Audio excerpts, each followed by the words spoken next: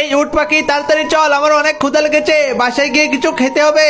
আরে কি পড়ে গেলি কেন রে? হ্যালো ডাক্তার সাহেব, রাস্তা দিয়ে যাওয়ার সময় আমার উট পাখিটা অজ্ঞান হয়ে গিয়েছে, আপনি তাড়াতাড়ি এসে দেখুন তো ওর কি হয়েছে। এই যে বিড়াল, আপনি টেনশন করবেন না, আমি ওর শরীরটাকে চেক আপ করে দেখছি আসলে ওর হয়েছে কি। এই যে বিড়াল সাহেব শুনুন, আপনার এই উট পাখির শরীরটা তো অনেক দুর্বল হয়ে গিয়েছে, ও হয়তো আর বেশি দিন বাঁচবে না। আপনি একটা কাজ করতে পারেন, আপনি ওকে ফ্রাই করে নিন, তারপর আমরা দুইজন মজা করে এটাকে খেয়ে নিতে পারবো।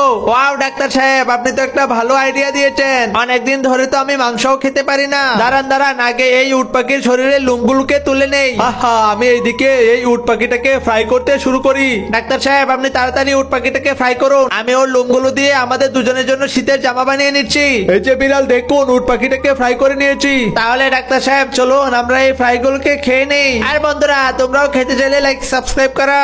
আমি জলদি বিড়ালের মাছ ফ্রাইটাকে নিয়ে পালাই। সাদা ইগলের বাচ্চা কি করলো, আমার মাছ ফ্রাইটাকে নিয়ে পালালো। ওই বদমাইশের বাচ্চা, আমার মাছ ফ্রাইটাকে দিয়ে যা, না হলে তোকে কিন্তু ছাড়বো না। আরে ধুর, ওই বদমাইশটাকে দৌড়িয়ে তো আমি একদম ঘেমে গিয়েছি। আমি বরং এই বাইকটাকে নিয়ে গিয়ে ওই ইগলের বাসায় আক্রমণ করি। আহা, অনেকদিন পরে মাছ ফ্রাই খেয়ে তো সেই স্বাদ লাগছে। আচ্ছা দূরবীন দিয়ে দেখি তো ওই বিড়ালটা কোথায় আছে।